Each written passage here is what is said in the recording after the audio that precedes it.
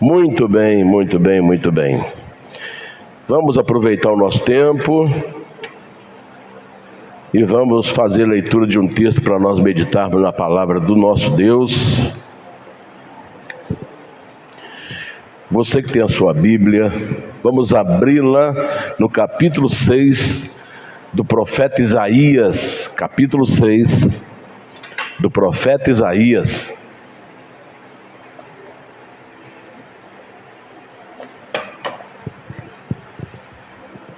Capítulo 6 do profeta Isaías. Quem já achou, diga um amém. Nós vamos fazer a leitura do primeiro versículo até o 9. Diz assim o texto: No ano em que morreu o rei Uzias, eu vi ao Senhor assentado sobre um alto e sublime trono, e o seu séquito enchia o templo. Os serafins estavam acima dele, cada um tinha 6 asas, com 2 cobriam o rosto, e com 2 cobriam os pés, e com 2 voavam. E clamavam uns para os outros, dizendo: Santo, Santo, Santo é o Senhor dos exércitos, toda a terra está cheia da sua glória. E os umbrais das portas se moveram com a voz do que clamava, e a casa se encheu de fumaça. Então disse eu: ai de mim que vou perecendo, porque eu sou um homem de lábios impuros e habito no meio de um povo de impuros lábios, e os meus olhos viram o Rei, o Senhor dos exércitos. Mas um dos serafins voou para mim, trazendo na mão uma brasa viva que tirara do altar com uma tenaz. E com ela tocou a minha boca e disse: eis que isto tocou os teus lábios, e a tua iniquidade foi tirada e purificado o teu pecado. Depois disso, ouvi a voz do Senhor que dizia: a quem enviarei? E quem há de ir por nós? Então disse eu: eis-me aqui, envia-me a mim. Então disse ele: vai, e disse a este povo: ouvis de fato e não entendeis, e vedes em verdade mas não percebeis. Só até aí. Feche os seus olhos, vamos orar, faça a sua oração. Nós estamos na casa do nosso Pai, na casa de Deus. Jesus disse: onde estiverem 2 ou 3 pessoas reunidas no seu nome, Ele estaria no meio delas. Ele está aqui no nosso meio. Jesus está aqui, Ele é a pessoa mais importante para nós. Glórias a Ele, honras a Ele, louvores a Ele, adoração seja dado a Ele, porque Ele é digno. Aleluia. Senhor nosso Deus e nosso Pai, muito obrigado, meu Deus, pela oportunidade que nós estamos tendo de poder estarmos na Tua casa nesta manhã. Eu te peço, meu Pai, em nome do Senhor Jesus, que o Senhor venha falar aos nossos corações. Venha, Senhor, abrir as comportas dos céus, e este lugar seja inundado pela Tua glória, que este lugar seja, Senhor, pequeno, Senhor, para a Tua glória, que ela seja, meu Deus, derramada sobre nós. Haja curas, haja milagres, haja maravilhas aqui no nosso meio. Levanta, Senhor, os abatidos, cura, Senhor, aqueles que estão enfermos. Ó Pai Celestial, renova, restaura, salve, ó, liberte, meu Deus, e faça a obra maravilhosa. Abençoe aqueles que vão estar nos assistindo pela rede social, que o Senhor possa abençoá-los ricamente e fazer uma obra poderosa na vida de todos. Fale aos nossos corações nesta manhã, meu Pai, eu te peço, e nos abençoe. Encha-nos do Teu Espírito Santo, que as crianças sejam cheios do Espírito Santo, que os jovens sejam cheios do Espírito Santo, que os homens sejam cheios do Espírito Santo, que as mulheres sejam cheias do Espírito Santo, que os pastores sejam cheios do Espírito Santo, que o diaconato sejam cheios do Espírito Santo, que o Teu povo seja cheio do Espírito Santo, em nome do Senhor Jesus, para todos sempre. Amém e amém. Podem vos assentar, irmãos. Deus abençoe. Glória a Deus. Amém. O assunto que eu quero tratar hoje, o poder da adoração e do louvor na nossa vida. Como opera a adoração e o louvor na nossa vida. E como base nós pegamos o texto de Isaías, que teve uma experiência sobrenatural. Preste atenção nisto. Ninguém consegue ficar ou dar a sua vida, ou morrer por uma causa, se ele não tiver uma experiência pessoal. Ninguém consegue. Então, irmãos, nós estamos vivendo tempos tenebrosos, tempos difíceis, e permanecerão firmes no propósito de um dia deixar essa terra através do arrebatamento ou de um chamado de Deus para a eternidade, se a pessoa tiver uma experiência sobrenatural com Deus. Se ele não tiver essa experiência sobrenatural, ele não fica por convencimento, ele não fica pelo prazer de estar no meio de grupos que têm boas intenções, ele não ficará, não permanecerá porque ele faz parte de um coral, de um grupo, de uma associação. Ele não permanecerá, porque a sua natureza, ela não foi transformada, a sua natureza não passou pela experiência. Eu me lembrei agora de um homem que criou, desde filhote, ele achou abandonado um ganso, e ele criou esse ganso desde filhotinho, na sua casa, na fazenda, e ele ficava ali, onde o homem ia, ele ia atrás, onde o homem ia, ele ia atrás. E passou-se muito tempo, aquele ganso cresceu, suas asas ficaram fortes, ele dava pequenos voos no quintal. Mas um dia passou um bando de gansos sobrevoando, porque o ganso é uma ave migratória.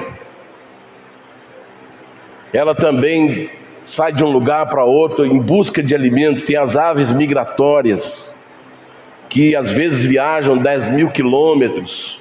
E o ganso, a especialidade dele é voar em V. Quando você vê um bando de gansos voando, você pode ver que eles estão voando em V. Aquele que está na frente ali é o que está dirigindo todos os gansos que estão atrás. E ele vai gritando, aí de repente, quando ele se cansa de estar na liderança, ele troca de liderança com outro que passa na ponta do V e o grupo vai embora. E esses gansos passaram bem alto sobre a fazenda. Quando eles começaram a gritar lá em cima, na troca de comando, o ganso que estava lá embaixo identificou a sua natureza.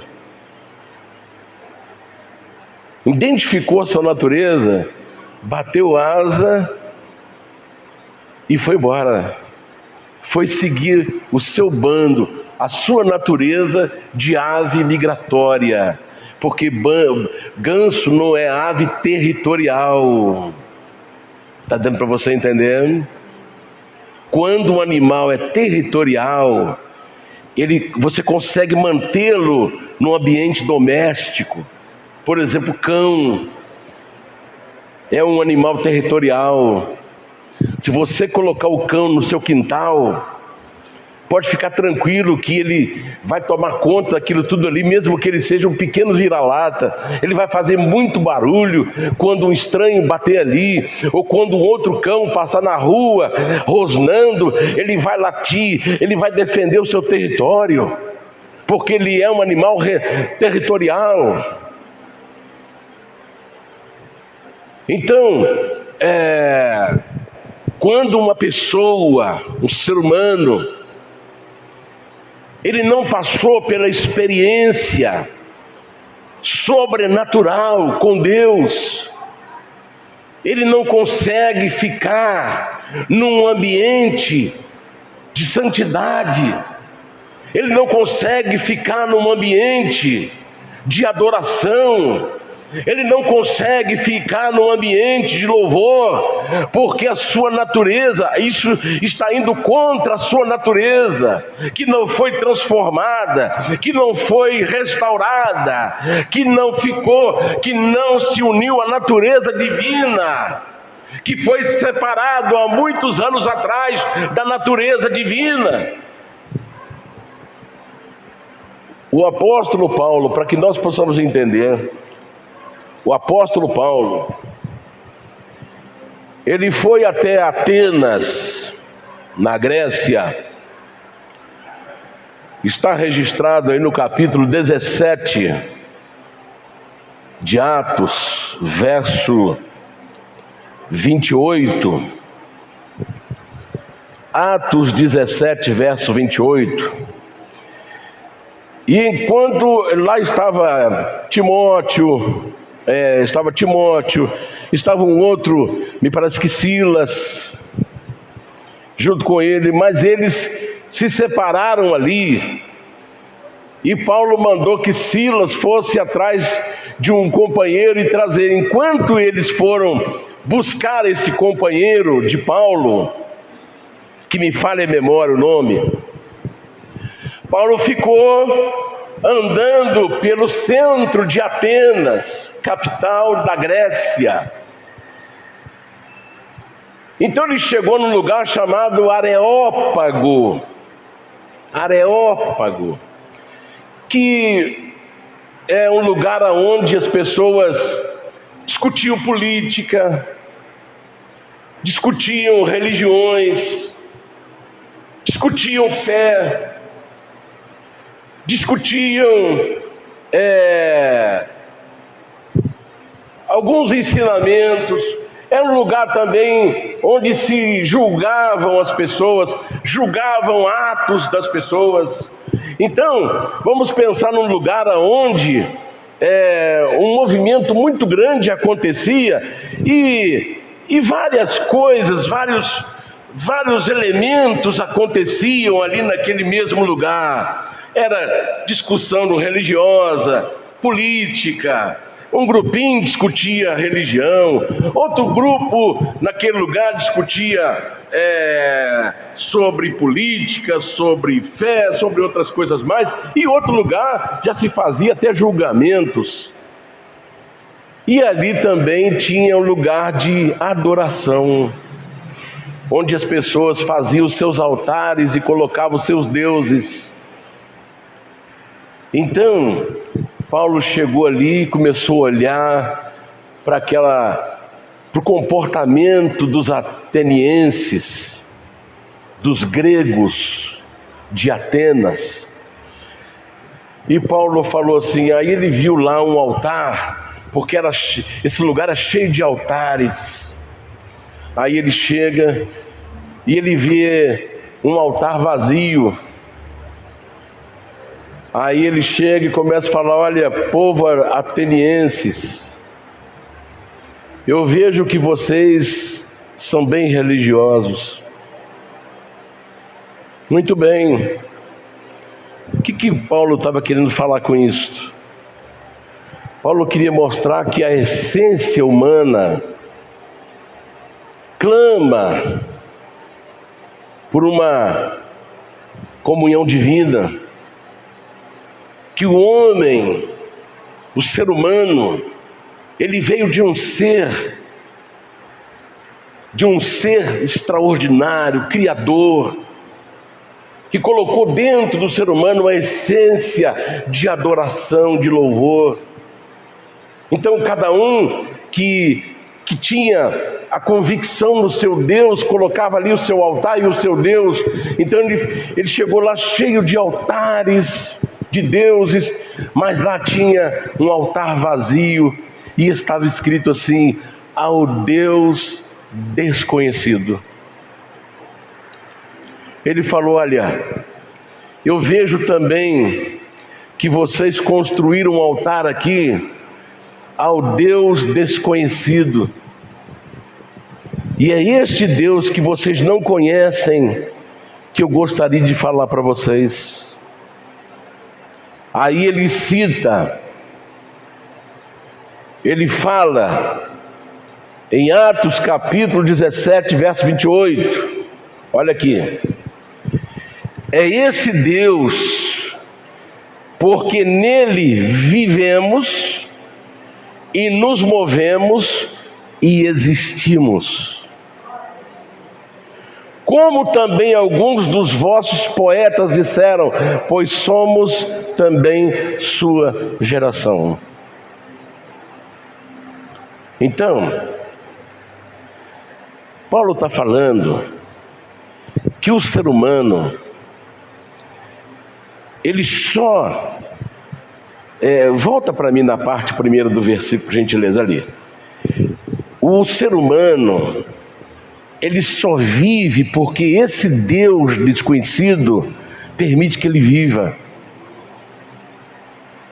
Ele só se move porque esse Deus desconhecido é que permite ele se mover. Ele só existe, vocês só existem porque esse Deus fez você existir. Está dando para você entender? Então, olha, eu estou vivendo porque esse Deus permite que eu viva. Paulo fala também, ninguém vive para si mesmo e ninguém morre para si mesmo. Se vivemos ou morremos para o Senhor. Então, olhe bem, é Ele que faz, Ele que permite o Daniel viver. É Ele que permite o Daniel se mover. É Ele que permite o Daniel existir. Tirou ele, acabou a vida, acabou o movimento, acabou a existência. Deu para você entender? Quem está entendendo, diga um amém. Então Paulo está mostrando para os atenienses que só existe um que faz com que vivamos, movamos ou existimos. Só Ele pode fazer isso com o ser humano.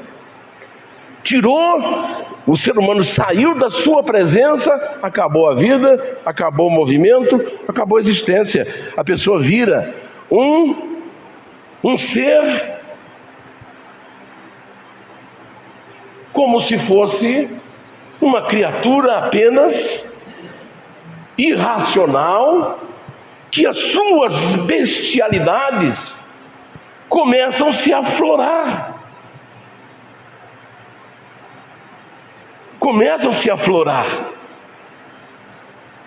É por isso que nós estamos vendo tantas ações bestiais do ser humano sobre a terra.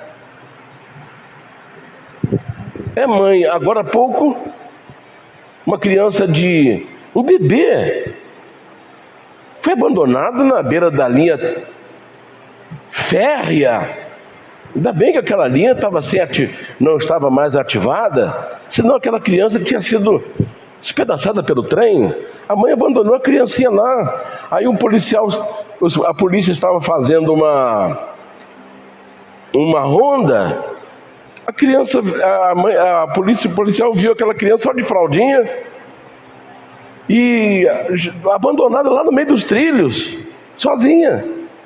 Aí o policial foi lá, ele se levanta com dificuldade e vem abraçar o policial, pequenininho, deve ter menos de 1 aninho, abandonado. Aí você fala assim, a gente vê uma galinha defender o pintinho de bico e asada e esporada. Um dia um gavião atacou um filhotinho, um pintinho, ela voou no gavião e começou a lutar contra o gavião, e o gavião abandonou o filhotinho e ela continuou para cima dele. Aí juntou também uma cabrita e veio ajudar a galinha.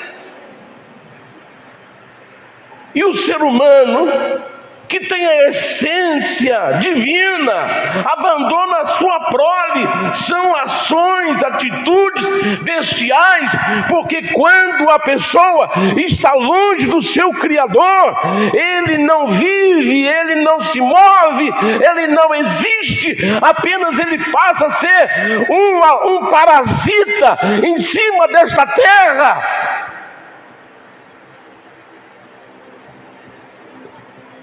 Então a pessoa precisa ter uma experiência real com o seu Criador. Ele precisa ter um contato com esse Criador. Então Isaías teve essa experiência sobrenatural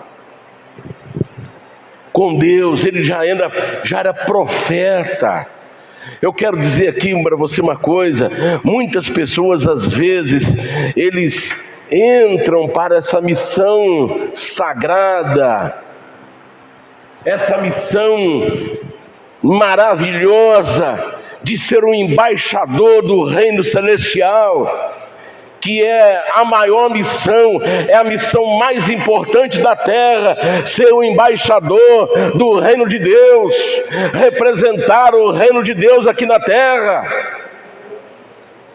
Cada um de nós somos representantes do reino de Deus na terra. Não é só pastores, mas cada pessoa que faz parte do corpo de Cristo é um embaixador, é uma embaixadora do reino de Deus na terra. Nós somos representantes do maior reino e o único reino que vai permanecer, porque todos os reinos passarão, mas o reino de Deus permanecerá para sempre.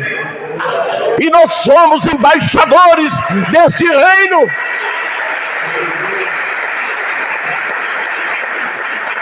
Essa posição é maior do que ser presidente de uma república, porque o cargo de presidente, ele dura apenas, se ele conseguir 2 mandatos, apenas 8 anos, mas o cargo de embaixador do reino de Deus é para sempre. Ele não acaba, ele não termina. Então somos representantes do maior reino que está sobre a terra e que será o único reino que vai permanecer. Então Isaías, ele já tinha começado a sua carreira ministerial, profética, mas faltava ali essa experiência. Porque Isaías seria preparado para ele ver o futuro, para ele ver o Messias, para ele ver o reino de Deus, para ele ver o nascimento do Messias, o crescimento do Messias, a morte do Messias, a ressurreição do Messias, o reino messiânico. Mas para ele conseguir estar preparado, ele precisava de uma experiência. É o que eu e você não conseguiremos ficar sem passarmos pela experiência.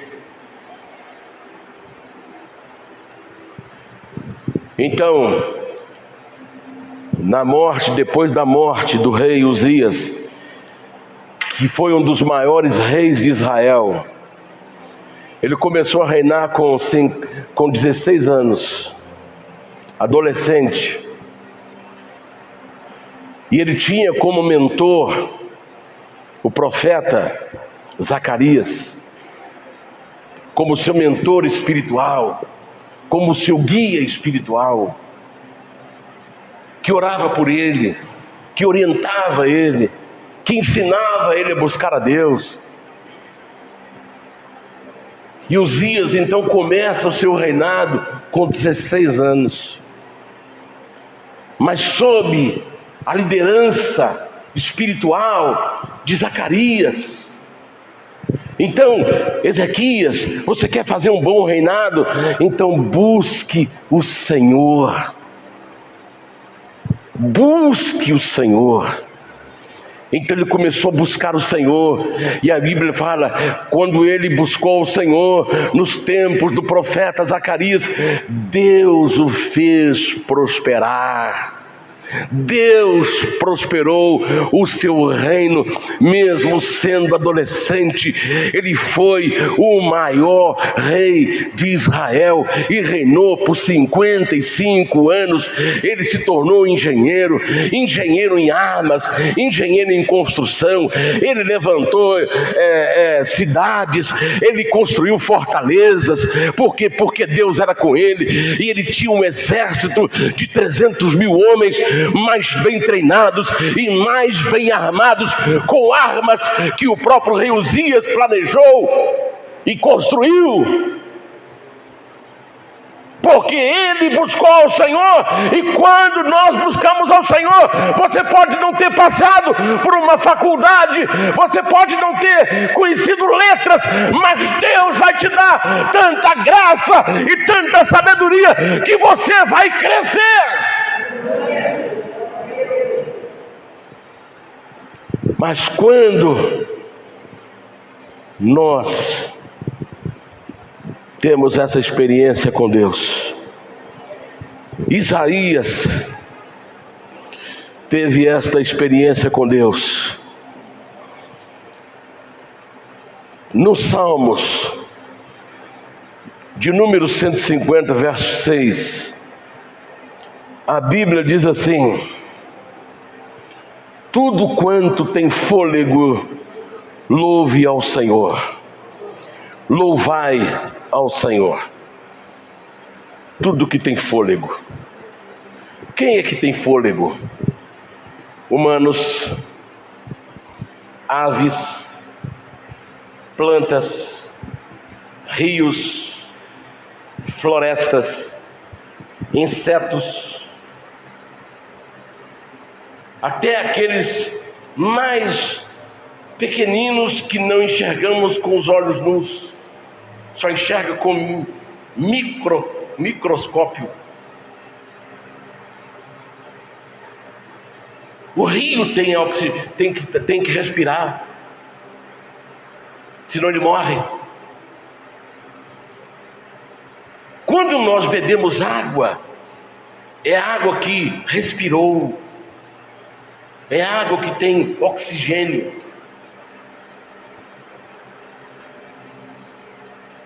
Prenda um inseto numa caixa fechada e em pouco tempo ele morrerá, porque aquele inseto precisa respirar. Então, quem é que louva o Senhor? As aves, os homens, as plantas, os rios, os peixes, os insetos. Todo ser que respira, louve ao Senhor. Todo que tem fôlego, louva o Senhor. Deu para entender? E quando nós começamos a aprender isto, nós começamos a entrar numa dimensão de milagres e de maravilhas. A minha vida às madrugadas, eu tenho sido assim, eu tenho calculado o meu tempo de oração. Eu estou adorando e louvando mais do que pedindo. Eu percebo que os meus pedidos, eles se resumem em pequenos momentos, mas o meu momento maior é de adoração. É o que nós vamos aprender aqui hoje. E aí que está o segredo do milagre. É aí que está o segredo da bênção. É no louvor e na adoração. Jesus disse lá no capítulo 17 de João, verso 3. Olha o que Jesus disse. E a vida eterna é esta: que te conheçam a ti, só, por único Deus verdadeiro, e a Jesus Cristo, a quem enviaste. O que é a vida eterna? É eu conhecer Deus e conhecer Jesus, a quem Ele enviou. Essa é a vida eterna. Eu não vou receber a vida eterna, eu já tenho a vida eterna. Você não vai receber a vida eterna, você já tem a vida eterna. Porque se você conhece Deus, se você conhece o único Deus verdadeiro e conhece a Jesus a quem Ele enviou, você já tem a vida eterna em você. Você não terá a vida eterna, você não vai esperar a vida eterna, ela já vive em você, ela já mora em você, ela anda com você, ela dorme com você, você já vive a vida eterna. Nós já vivemos a vida eterna. Agora eu preciso conhecer profundamente quem é esse Deus, para que eu possa adorá-lo, porque todo ser que respira, adore a Deus, louva ao Senhor. E o que é adoração? O que é adoração? Adoração é a exaltação dos atributos de Deus. Quando eu exalto, eu elevo, eu ponho acima os atributos de Deus, eu estou adorando a Deus. Agora, os atributos são vários. Existem os atributos ativos e os atributos morais. Os atributos ativos estão relacionados ao universo, e esse é próprio. Deus não dá para ninguém isso aí. Isso é dele. Nós não podemos mexer nos atributos ativos de Deus, porque só a Ele pertence. Não pertence a nenhuma outra criatura. Nenhuma criatura pode se apossar dos atributos ativos de Deus. Mas os atributos morais Ele nos deu.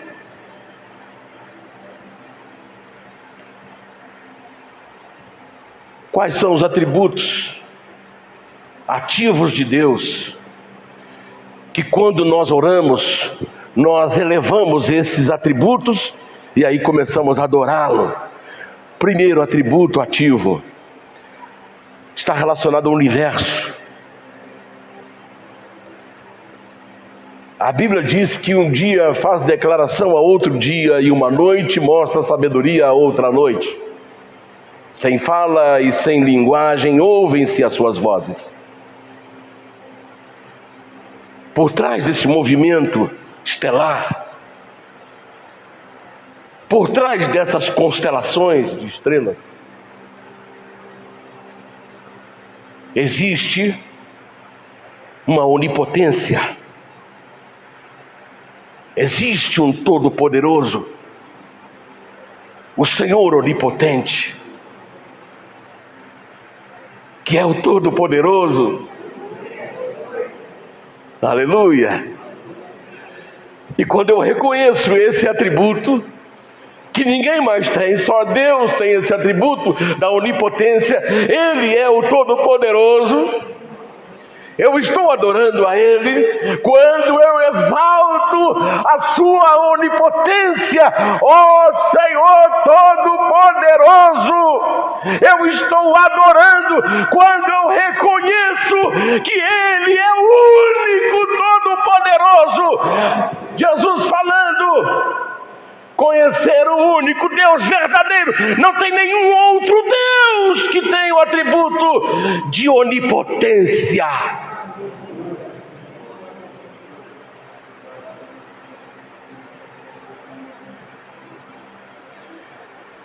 Eu vi eu não sei se ele era pastor, se ele é teólogo, mas ele disse assim: Deus colocou a sua assinatura em toda a sua criação. Deus colocou a sua assinatura em toda a criação. Tudo que Ele fez tem a assinatura de Deus. Deus colocou a sua assinatura em mim. Deus colocou a sua assinatura em você. Ele é trino. Ele é trindade. E nós somos trino. Então a assinatura de Deus está em mim. A assinatura de Deus está em você. Porque você é trino, você não é um. Você é espírito, você é alma, você é corpo. E Deus, Ele é Pai, Filho, Espírito Santo. Deus colocou a sua assinatura na família. Pai, marido, esposa e filhos. Os filhos representam o Espírito Santo.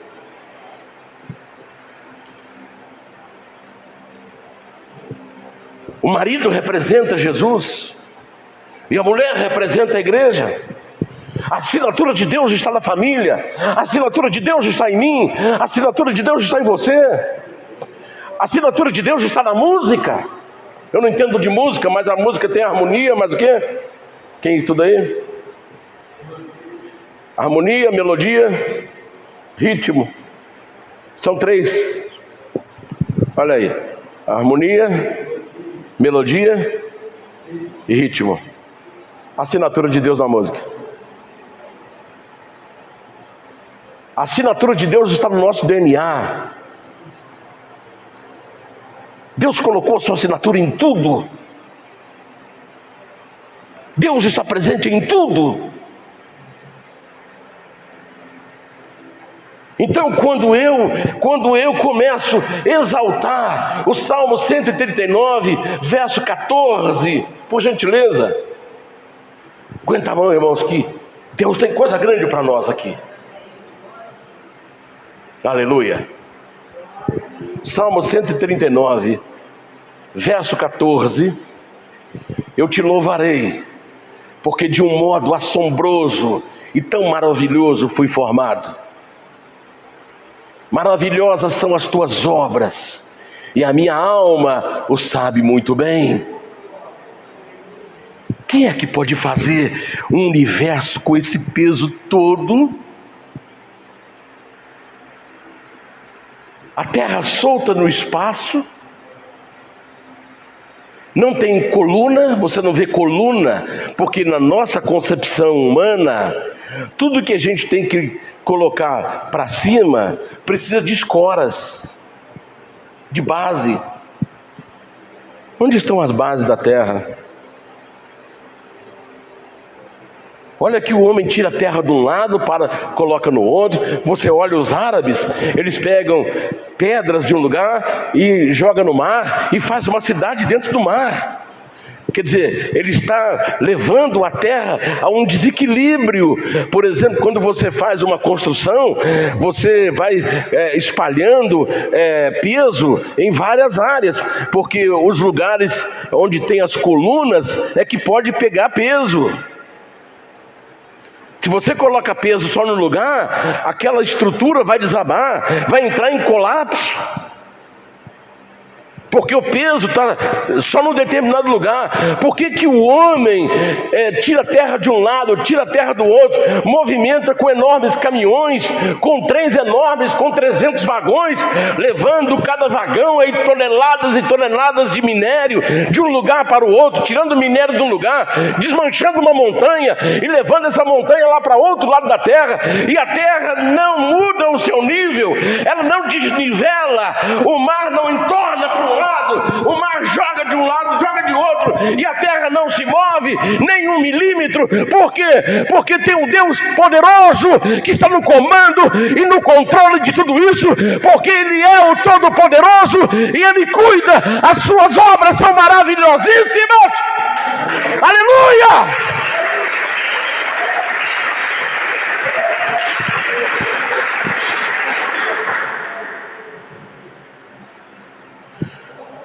Onipresença, Salmo 139, verso 7 até o 10.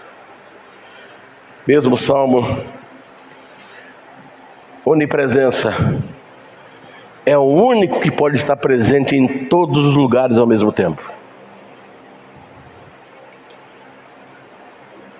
Quando nós terminamos aqui, Ele vai comigo e Ele vai com você.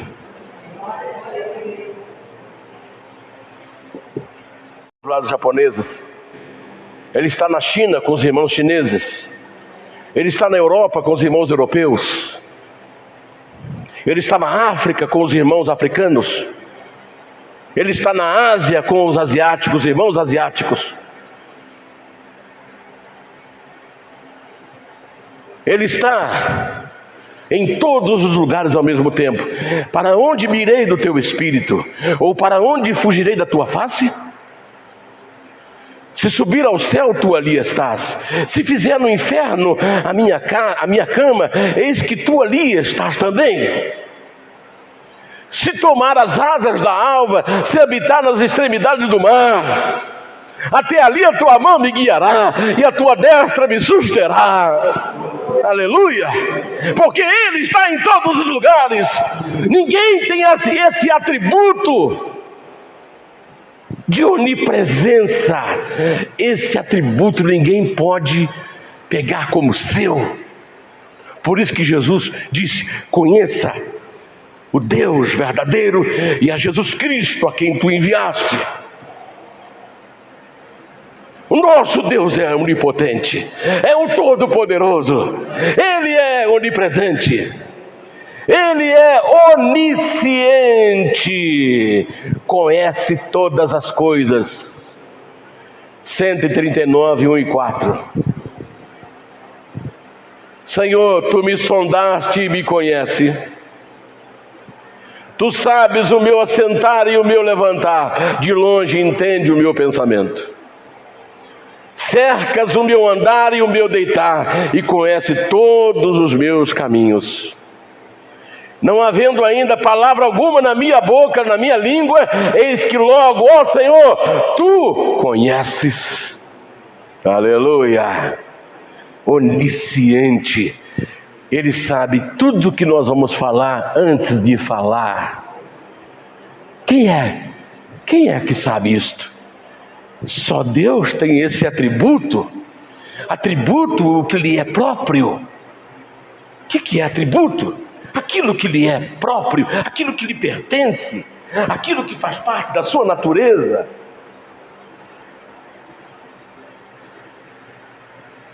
sabedoria. 139, verso 6.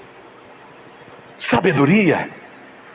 Tal conhecimento é para mim maravilhosíssimo, tão alto que eu não posso atingir.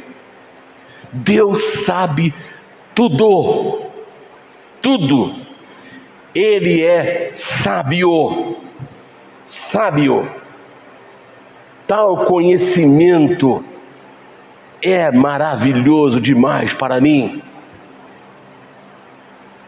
O nosso corpo é a coisa mais extraordinária que você pode imaginar.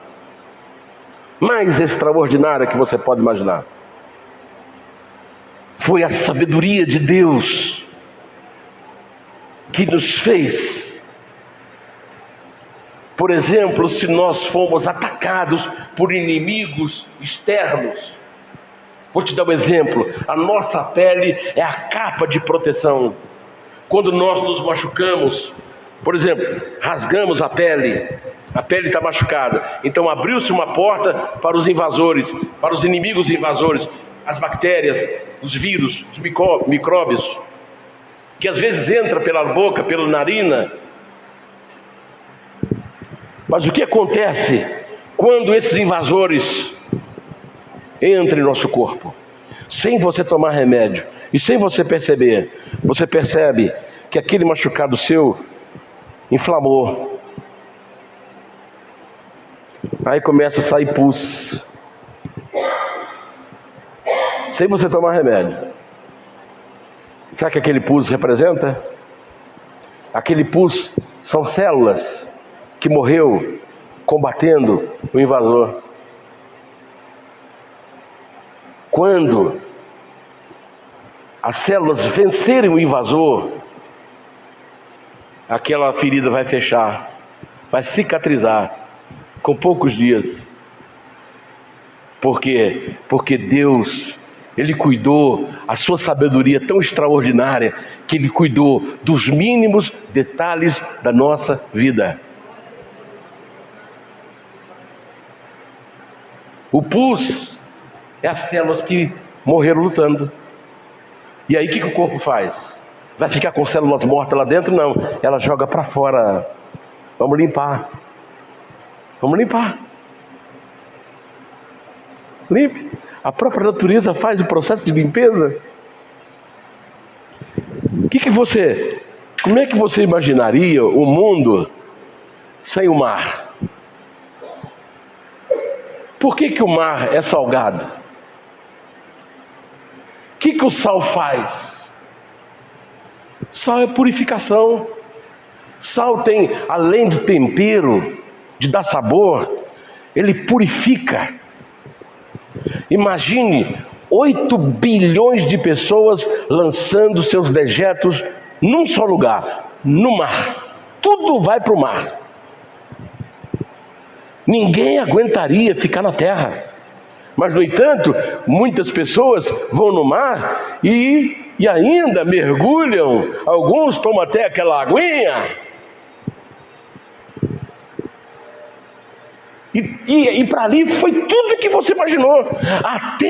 Até as doenças que foram jogadas nos rios. Por que a gente não volta doente do mar? Alguma pessoa pode pegar até alguma virose, mas decorrente do momento, de uma superlotação, porque às vezes alguém comeu alguma coisa estragada, porque é um lugar quente. O litoral é um lugar quente. Então alguém pode pegar uma virose decorrente de uma alimentação já em decomposição, mas a pessoa se recupera rapidinho. Você foi lá, você nadou no lugar onde teve corpos doentes em decomposição. Todos os objetos, os membros do corpo de alguém. Quantas pessoas que morrem no mar, ninguém sabe. Aviões que caíram no mar. Quantas pessoas ali estavam com câncer, com uma doença contagiosa, e alguém foi lá, e as multidões estão lá na beira do mar, nadando, na mesma água que foi os dejetos em decomposição, os dejetos humanos e os corpos humanos, e as doenças humanas foram todas jogadas ali no mar. Mas aí o processo da salinização, o sal vai purificando. E vem, por isso que o mar, a Bíblia fala, todos os rios correm para o mar. E da mesma forma que correu para o mar, ele volta para o mesmo lugar e faz aquele ciclo. Ele vai sair lá na montanha, a água limpinha, porque ela já correu, pegou os dejetos, foi para o mar, se purificou e volta a nascer lá naquela distância lá, a 5 mil, 6 mil, 7 mil, 10 mil quilômetros. Está dando para você entender? Isso é obra de um Deus sábio. Senão ninguém conseguiria viver na terra. Então Deus planejou os mínimos detalhes. Aquele bichinho que passa no seu quintal, ele tem um propósito. O rato tem o seu propósito. A cobra, que a gente detesta, perigosa, peçonhenta, tem o seu propósito. A pulga, o pernilongo que perturba a gente de noite, que a gente vai lá e tem o seu propósito, acordar a gente de noite, beber um bocado de sangue, porque tem muito, o sangue continuar sendo fabricado, então vamos arrumar um bichinho para tirar um pouco de sangue.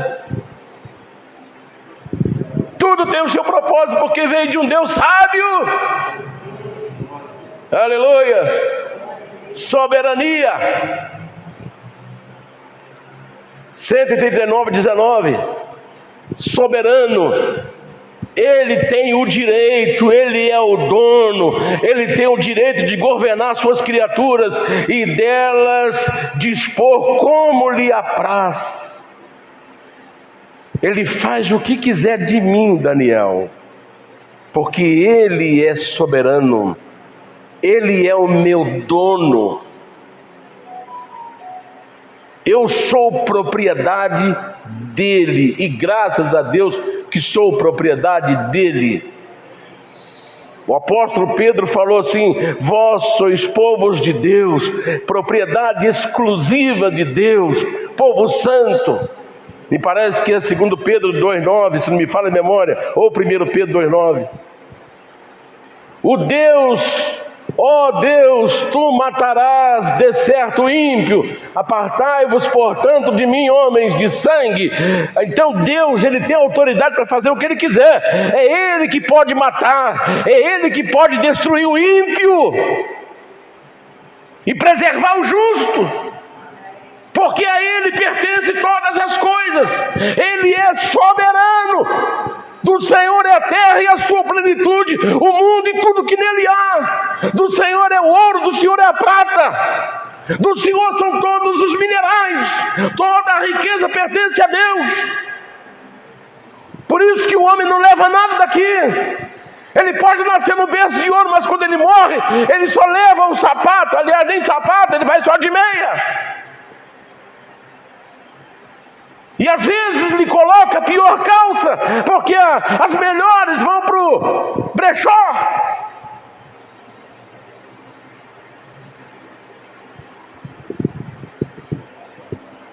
Deus é dono, ele é soberano.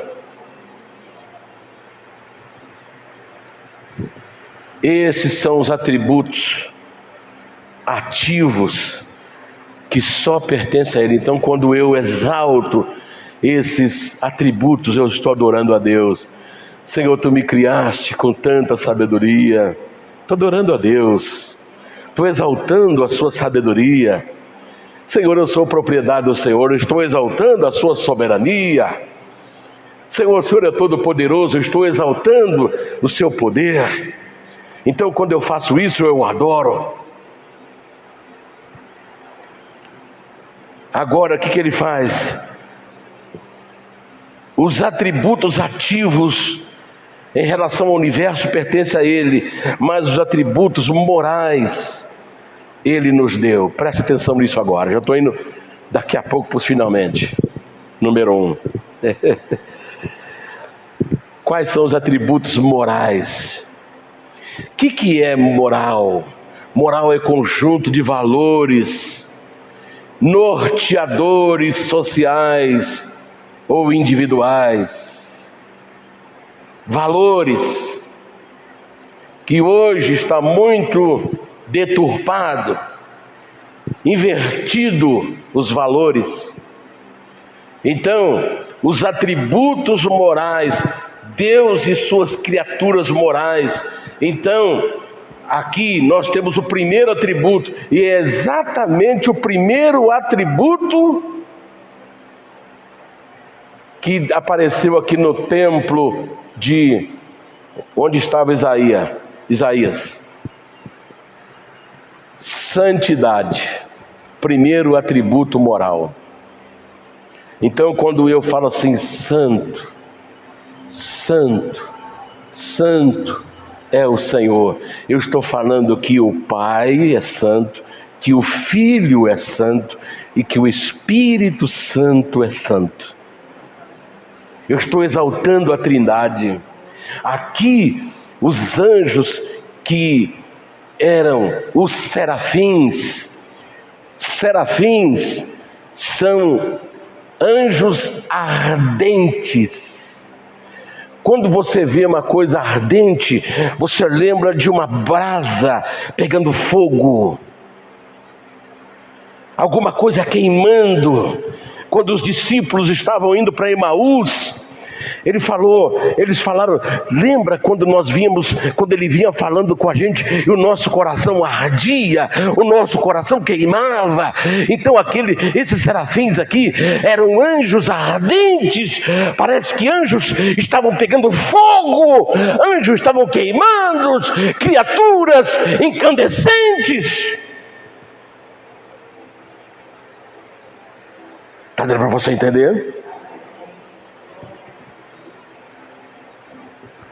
E o que esses anjos faziam? Eles voavam diante do trono de Deus, na sua majestade, e eles, com duas asas, ele cobria o rosto, com duas cobria os pés, e com duas voavam, e clamavam uns aos outros, dizendo: Santo, Santo, Santo é o Senhor dos exércitos, toda a terra está cheia da sua glória.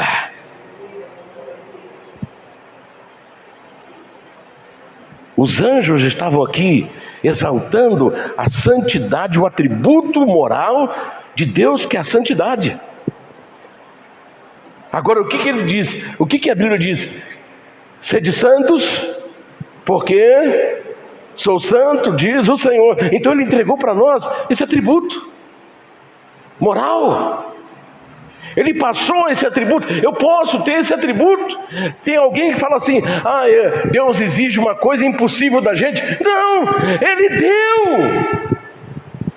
deu esse atributo para nós. Se Ele deu, é porque podemos ser. Santo quer dizer separados.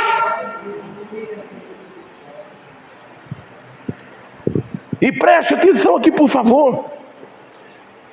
No versículo 1 está aí: o seu séquito enchia o templo. O que é o séquito? Seu exército. Não tinha só os serafins, mas um exército. Olha que experiência extraordinária Isaías estava passando. Ele não vê apenas o trono de Deus, mas ele vê serafins voando, seres pegando fogo, é como se labaredas de fogo, anjos ardentes, voando e cantando, gritando uns para os outros santos, exaltando o atributo moral de Deus, que é a sua santidade.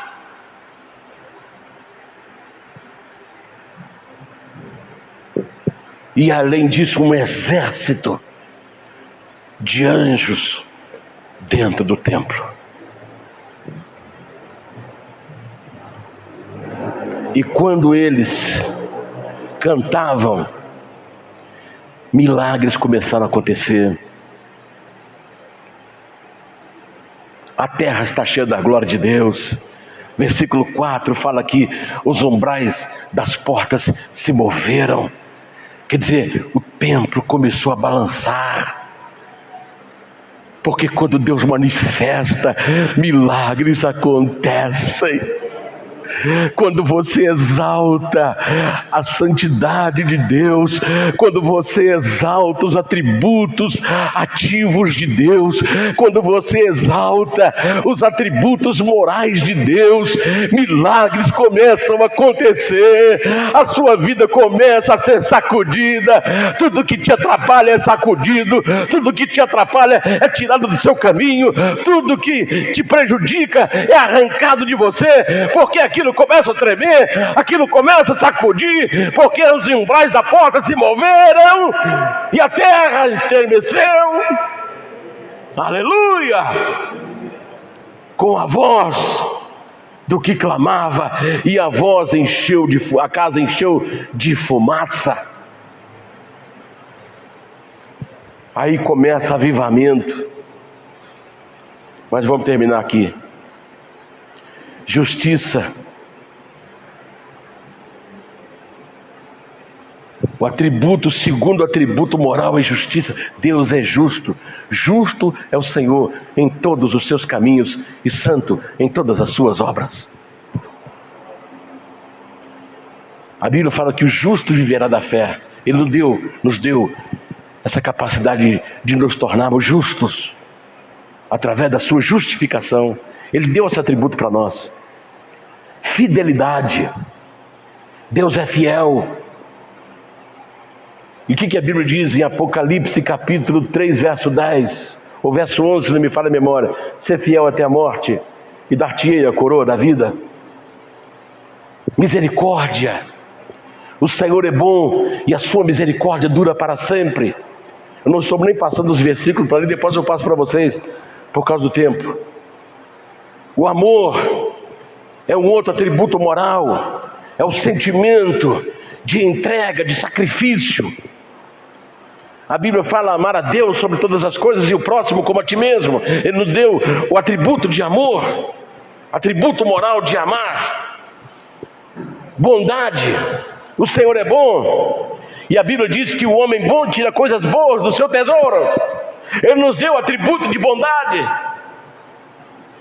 Então está aí, para aqueles que querem anotar os versículos: justiça, Salmo 7, verso 17. Fidelidade, Números 23, 19.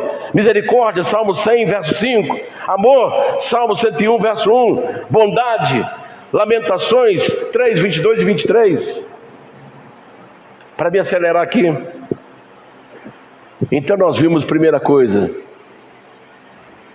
adorar a Deus é exaltar os seus atributos, tanto ativo quanto moral.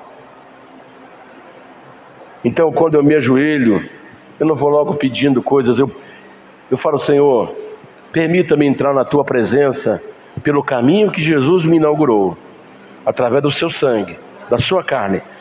Porque só o sumo sacerdote podia fazer isso, entrar na presença de Deus, e uma vez por ano. Agora nós podemos entrar toda hora, todo dia, em qualquer lugar, pelo sangue de Jesus, pelo caminho que Ele inaugurou, através do seu sangue e da sua carne. Ele rasgou o véu, então podemos entrar. Então, Senhor, eu entro na tua presença pelo caminho que Jesus abriu. Então ali eu começo a adorá-lo, exaltar os seus tributos.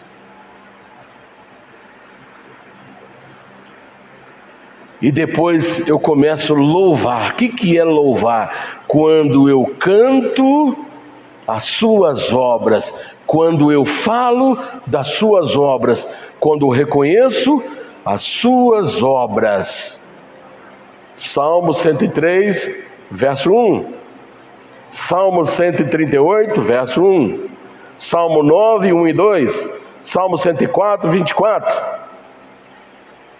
Então, quando eu canto as suas obras, quando eu falo das suas obras, e quando eu reconheço as suas obras, eu estou louvando a Deus. E quando eu louvo a Deus, milagres acontecem. Deixa eu só ler aquele versículo ali. Eu te louvarei de todo o meu coração, na presença dos deuses, a ti cantarei louvores. Então, quando eu falo das suas obras, quando eu canto as suas obras, o Salmo 103, verso 1, é esse mesmo? 103, verso 1. Põe só isso aí para mim, por gentileza. Olha lá. Bendize, ó minha alma, ao Senhor, e tudo que há em mim, bendiga o seu santo nome. Então, quando eu falo bem de Deus, quando eu falo das coisas de Deus, quando eu canto, eu estou louvando a Deus. Deu para entender? Às vezes tem muitas pessoas que confundem louvores com... Por isso que os músicos estão sempre atentos aí, porque tem música que é para evangelização, não é hino de louvor, não é hino de adoração, é de evangelização. Os hinos, o que eu canto para louvar a Deus é quando eu exalto suas obras, seus feitos, suas maravilhas. Eu adoro a Deus quando eu falo dos seus atributos, tanto ativos, em relação ao universo, quanto morais. Deu para entender, irmãos? Então agora, quando eu adoro, quando eu louvo, milagre acontece. Mateus 9,18. Chegou um homem que a filha acabou de morrer. O que ele fez? Está aí, verso 18 do capítulo 9 de Mateus. Ele chegou e adorou. Dizendo-lhe estas coisas, eis que chegou um chefe e o adorou, dizendo: minha filha faleceu agora mesmo, mas vem, impõe-lhe a tua mão e ela viverá. O que ele fez? Ele adorou. Ele não chegou reclamando. Está dando para você entender? Você está percebendo o Espírito Santo, para onde está nos levando? Se está faltando alguma coisa, eu não preciso reclamar. Eu adoro primeiro o Senhor. Senhor, obrigado, eu te adoro. E aí depois que eu adorei, eu vou citar o que se passou, e aí o milagre vai acontecer. Está dando para você entender? É o milagre vindo através da adoração e do louvor. É o milagre que acontece na nossa vida quando nós adoramos. Mateus 8,2, chegou para ele um leproso. O que o leproso fez? Eis que veio um leproso e o adorou, dizendo: Senhor, se quiseres, podes tornar-me limpo. Ele não chegou reclamando: Senhor, como é que eu estou leproso aqui? Não, ele chegou e adorou. Aí disse: se quiseres, pode me limpar. Se você seguir em frente ali, ele disse: quero ser limpo. Está dando para você entender? Aleluia. Jeosafá, está registrado lá em 2 Crônicas 20, 22. 3 povos: os moabitas, os edomitas. 3 povos se juntaram contra Judá: os amonitas, os moabitas e os dos montes Seir, que são os edomitas, que habitam esse monte. Esses povos se juntaram para atacar Jerusalém e Judá. Jerusalém é a capital de Israel, e a tribo de Judá é que tomava conta de Jerusalém, onde é o templo. Então, esses 3 grupos se prepararam para atacar Judá e Jerusalém. O que Josafá fez, que era o rei na época? Ele temeu, porque 3 povos vieram contra eles. Ele ficou temeroso. Aí ele foi para a oração, colocou seu rosto em terra e falou: Senhor, tem 3 povos que o Senhor mandou desviar deles do deserto para que os poupasse, e agora eles estão vindo contra nós, porque eles foram poupados lá atrás.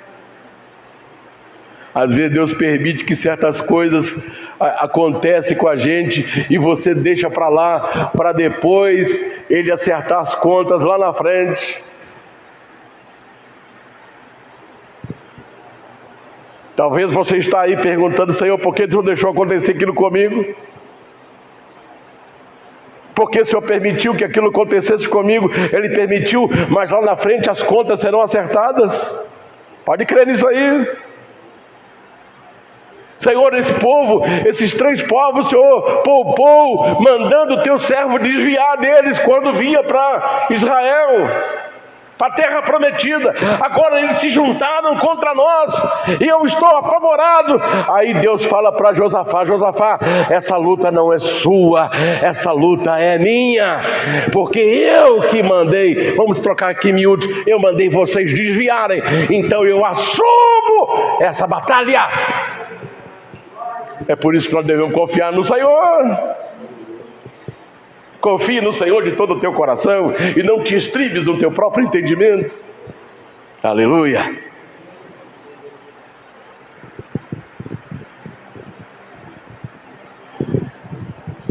Aí Deus falou para Josafá: Josafá, essa luta não é de vocês, é minha.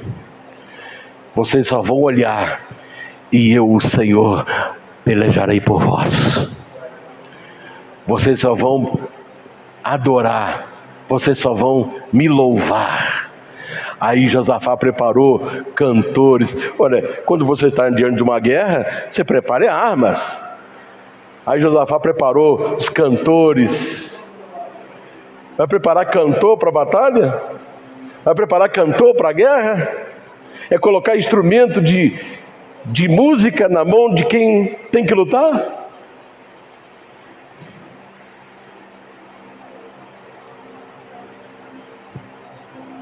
Então Deus mandou que eles louvassem a Deus. E eu vou mostrar para você aí agora. Me parece que é 20:22. Segundo Crônicas. Por favor, deixa eu ver se é esse mesmo, deixa eu confirmar. Ah, isso mesmo, aí ó.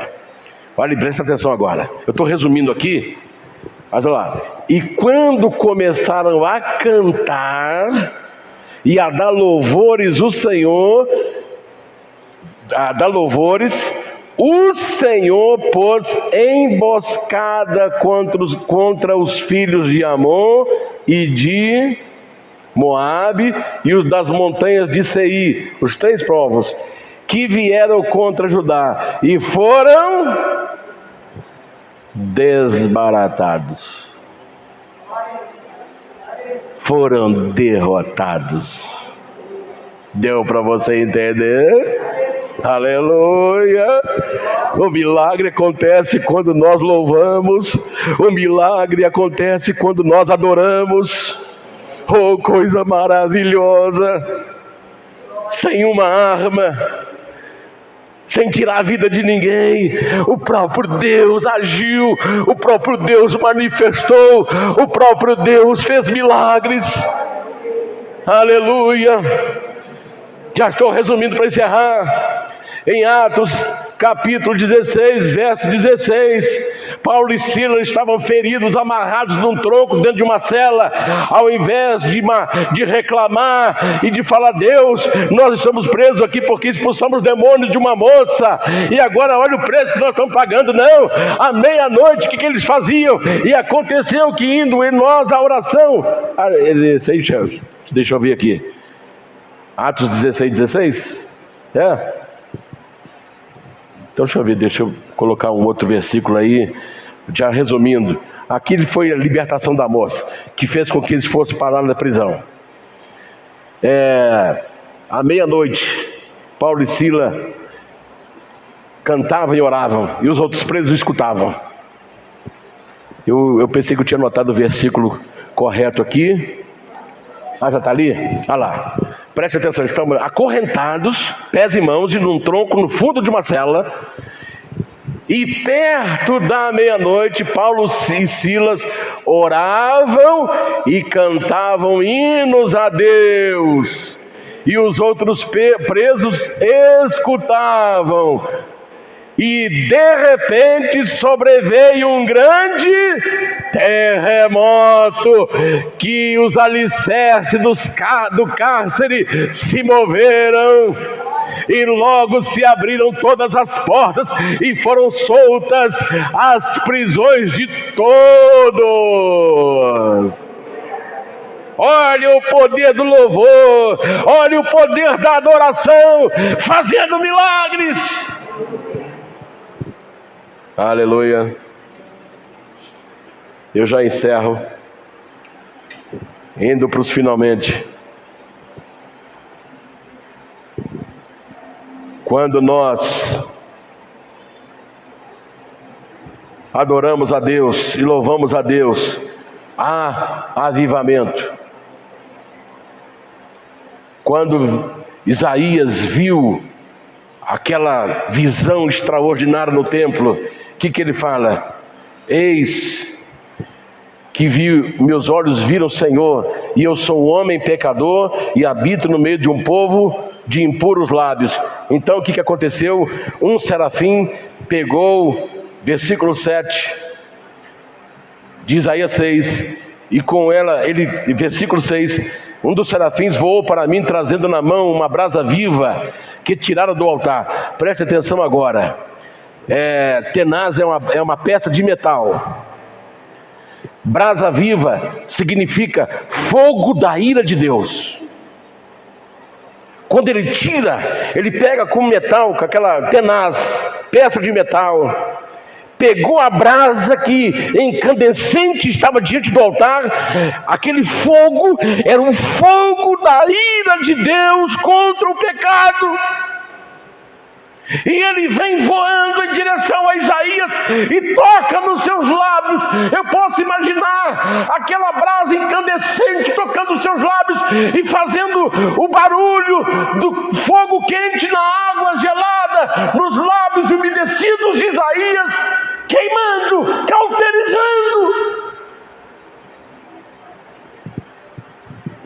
Era o fogo da ira de Deus contra os lábios impuros. Pregadores estão esquecendo de terem lábios puros no altar e falam palavrões. Xingam em cima do púlpito. Esqueceram-se do que Deus é fogo consumidor. Estão acostumados a falar palavrões nos púlpitos, em casa, xingarem os seus filhos, xingarem as suas esposas, e vão para o púlpito e esquecem que estão no púlpito, soltam os seus palavrões. Deus toca nos lábios de Isaías, porque você vai falar coisas santas. Você vai pronunciar coisas santas. Você vai desvendar o futuro.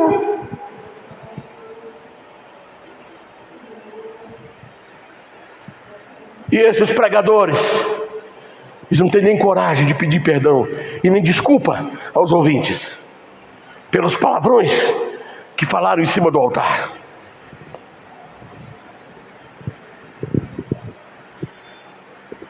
Eis que isso tocou seus lábios. As tuas iniquidades foram tiradas e perdoados foram os teus pecados. Foi só depois disso que ele pôde ouvir a voz de Deus. Vamos ver o versículo seguinte, verso 8. Depois disso, ouvi a voz do Senhor. Quantas pessoas que estão na igreja, mas não conseguem ouvir Deus, porque o pecado ainda faz parte da sua vida. Se perguntar a ele o que Deus falou, eu não sei. Eu não ouvi Deus. Mas você não ficou no culto? Fiquei, mas eu não vi o que falou. Porque o corpo estava presente, mas a mente estava vagueando por lugares que só você e Deus sabem. Há milagres, há purificação, há chamado. Só depois que há purificação que a gente consegue ouvir a voz de Deus. Então, irmãos, eu vou parar por aqui por causa do tempo. Que Deus possa mostrar para nós que somente com a experiência Isaías se tornou um dos maiores profetas de toda a história. Ele viu do nascimento, a morte e ressurreição e a volta de Jesus para o milênio. Ele viu milhares de anos na frente. Porque tem coisas que Isaías viu que ainda não se cumpriu, que vão se cumprir. Mas por quê? Começou lá naquele templo. Então, quando eu venho para a igreja, eu tenho a maior oportunidade de ter uma experiência tão profunda e real com o meu Deus, que nunca mais será esquecida, que nunca mais você esquecerá, que nunca mais você vai temer, porque Deus vai te mostrar a sua grandeza, que você está nos braços dele e ele cuida de mim e cuida de você. Nós estamos nos seus braços e podemos descansar nele, porque ele é o nosso refúgio e fortaleza, socorro bem presente na angústia. E essa não é a nossa batalha, essa batalha pertence ao Senhor. A minha parte é adorar. Senhor, eu te adoro, eu te louvo, porque grandes coisas o Senhor fez. Minha alma bendiga ao Senhor, e tudo que há em mim bendiga o seu santo nome. Não esqueça disto. Adoração e louvor produzem milagres em nossas vidas, produzem avivamento na nossa vida, produzem salvação na nossa casa, produzem maravilhas no nosso cotidiano, quando nós adoramos a Deus, quando nós louvamos a Deus. Então vamos nos entregar louvando ao Senhor, aleluia, porque Ele é digno de toda honra, toda glória, todo louvor e toda adoração. Tem aquele hino aí, oh aleluia, oh aleluia, poderoso Senhor nosso Deus, oh aleluia. Feche os seus olhos. Oh aleluia, santo, santo é o Senhor Deus poderoso, digno de louvor, digno de louvor.